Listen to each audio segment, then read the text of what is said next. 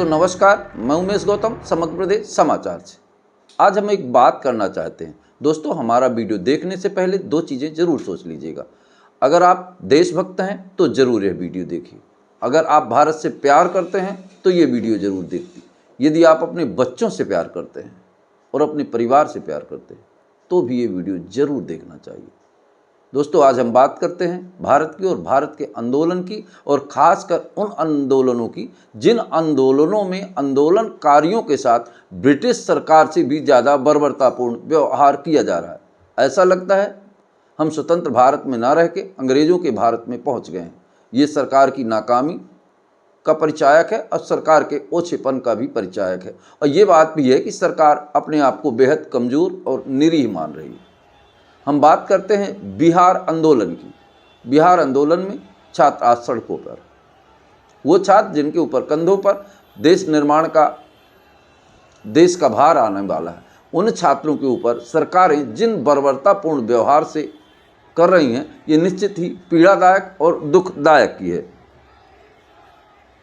अगर ऐसे ही छात्रों को भी एक मेरा संदेश, आंदोलन तभी पूरा होता है जब तक झुका न जाए। अगर आप आंदोलन करते करते पुलिस की लाठियों से डर गए तो आप कभी विजय प्राप्त नहीं कर सकते। आपने आंदोलन शुरू किया है तो आंदोलन के अंतिम क्षण तक जाइए, भले ही प्राणों का न्योछावर करना पड़े। हम एक बात बता दें, मध्य प्रदेश सरकार में पटवारी घोटाला हुआ था।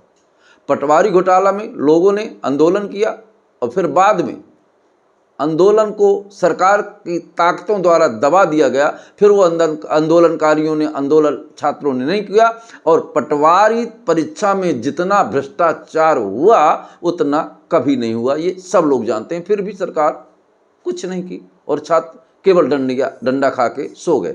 वही मैं अब बिहार के छात्रों से कहना चाहता हूँ, या पूरे देश के छात्रों से कहता हूँ, या तो आंदोलन ना करें, या आंदोलन करते हैं तो चाहे प्राणों की बलि ना देनी पड़े, जब तक विजय ना प्राप्त हो आंदोलन को खत्म ना करें। एक उदाहरण इसके में और ही देना चाहते हैं। विगत दिनों सरकार पंजाब में और हरियाणा के किसानों ने आंदोलन किया। सरकार ने बर्बरता की सारी हदें पार कर दी, फिर भी आंदोलनकारी आंदोलन से नहीं हटे। बाद में सरकार को घुटनों के बल बैठकर माफ़ी मांगनी पड़ी। ये अब एक बात और बता दें, पढ़ा लिखा व्यक्ति सोचता है पर मूर्ख आदमी केवल डंडा की भाषा समझता है। आपको बता दें, जब भारत आज़ाद था, जब यह संविधान लिखा गया था, उस समय के नेता सारे के सारे पढ़े लिखे और योग्य बैरिस्टर थे। वर्तमान के जितने नेता हैं, इनमें 80% नेता ऐसे हैं जी ग्रेजुएट तक नहीं हैं। वो केवल एक ही भाषा समझते हैं, जो समझते हैं उसी तरह सरकार में बैठ के छात्रों के साथ कर रहे हैं। पर मेरा छात्रों से निवेदन है कि चाहे जितनी लाठियाँ बरसें, उन्हें सहना चाहिए और आंदोलन को मूर्त रूप देकर अपनी मांगों को पूरा करना चाहिए। मैं जानता हूं मेरे इस उपयोग के बात बोलने के बाद हो सकता है सरकार मुझसे भी नाराज हो जाए, मुझे उस बात से कोई फर्क नहीं पड़ता। हम बात करते हैं बिहार में छात्रों के साथ जिस तरह से पुलिस ने बर्बरतापूर्ण तरीके से मारपीट की है, ये एक स्वस्थ लोकतंत्र की पहचान नहीं है। स्वस्थ लोकतंत्र में आंदोलन करना और सरकार को आंदोलनकारियों की बात को सुनना, समझना और न्यायोचित बातों को मांगना एक स्वस्थ लोकतंत्र की बात है। पर आज यहाँ तो ऐसा दिख रहा है कि जैसे जनरल डायर से भी ज़्यादा खतरनाक सरकारें काम रही। जनरल डायर ने अपने देश के लिए आंदोलनकारियों पर प्रहार किया था और गोलियां चलाई थी।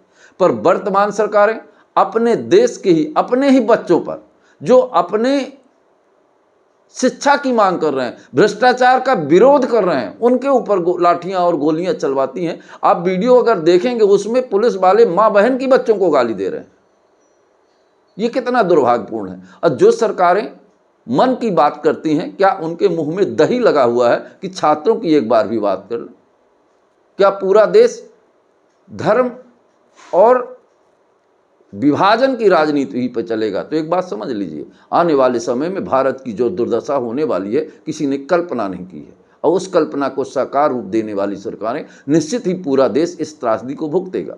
पूरे देश के छात्रों से मैं कहना चाहता हूँ, जिस तरह हर वर्ष पेपर लीक होते हैं, भ्रष्टाचार होता है, कोई भी भर्ती पूरी नहीं होती, भर्तियों का प्रारूप ऐसा निकाला जाता है कि वो बाद में हाई कोर्ट पहुँच जाती हैं। तो ये वर्तमान सरकारों की नाकामी की बात है और ये बता दें कि जिस तरह से आंदोलन पूरे देश में धीरे, और एक बात और सरकारों को बता दें, एक बार में कोई आंदोलन पूर्ण नहीं होता। जिस तरह बार बार छात्र आंदोलन कर रहे हैं ना, कहीं ऐसा ना हो कि भारत में बांग्लादेश जैसे हालात हो जाए। सरकार को समझना चाहिए, छात्रों की हित की बात करना चाहिए, आयोग में बैठे अयोग्य लोगों को पहचानना चाहिए कि आखिर इतने लोग बैठकर देखकर पेपर बनाते हैं, वो लीक कैसे हो जाते हैं। सरकार को अपनी नाकामियों पर ध्यान देना चाहिए, ना कि हमेशा बर्बरतापूर्ण व्यवहार कर छात्रों के ऊपर अंग्रेजों के जमाने जैसा सलूक करना चाहिए। आप बात करें बिहार पीएससी की, तो बीपीपीएससी होती है, मतलब बिहार अब ब्रिटिश पीएससी जैसा उपयोग कर रही है, जैसे ब्रिटिश सरकार छात्रों के साथ कर रही है। ऐसा लगता नहीं कि छात्र आंदोलन अपने देश में कर रहे हैं, अपनी उस सरकार से आंदोलन कर रहे हैं जिस सरकार को उनके माँ बाप भाई बहन ने वोट दिया। और मैं उन पुलिस वालों को क्या कहूँ जिन छात्रों को माँ बहन की गाली दे रहे हैं, क्या इनके बेटियाँ नहीं हैं? ऐसे लोगों के बेटे नहीं हैं? हो सकता है उन छात्रों में कोई इनका भी भाई बेटा लगता हो। तो ये तो मर्यादा भूल गए पुलिस वाले, बहन बेटियों की गालियाँ दे रही हैं, लड़कियों के ऊपर निर्भरतापूर्ण मारपीट कर रहे हैं। क्या यही मोदी जी का भारत है? यही सपनों का भारत? हम भारत 75वां वार्षिक महोत्सव मना रहे हैं, तो क्या छात्रों की खून से होली खेलने के बाद ही अमृत महोत्सव मनेगा? नया साल क्या इसी का आगाज है? दोस्तों, एक बात जरूर बता दें, कोई भी आंदोलन तभी पूरा होता है जब कठिन परिस्थितियों से लड़कर हम पार करते हैं, तो निश्चय विजय हमारी होती है। और एक बात मान लीजिए, एक तरफ छात्र आंदोलन में है, दूसरी तरफ किसान आंदोलन में है, और सरकार दोनों के साथ बर्बरतापूर्ण व्यवहार कर रही है। इससे आप समझ सकते हैं कि सरकार की मंशा क्या है और क्या मंशा चाहती है। क्या उन्हें किसानों की बातें नहीं सुनना चाहिए? क्या छात्रों की बात नहीं सुनना चाहिए? मैं पूरे भारत की आम जनता से पूछना चाहता हूँ। ये मेरा कोई भाषण नहीं, ये मेरा दर्द है मेरे छात्रों के साथ, क्योंकि मेरे भी बेटे हैं और मेरे भी छात्र हैं। ये पूरे देश के बेटे हमारे बेटे। हम पत्रकार हैं, और पत्रकार का सबसे बड़ा प्यार अपने देश से होता है। और राष्ट्र इतिहास गवाह है, चाहे फ्रांस की क्रांति रही हो, चाहे भारत की क्रांति रही हो, पर पत्रकारों ने अपनी बढ़ चढ़कर भूमिका निभाई है न्याय की लड़ाई में। तो दोस्तों नमस्कार, मैं उमेश गौतम, समग्र प्रदेश समाचार से। देख सकते हैं, देख सकते हैं पानी को बहुत शांत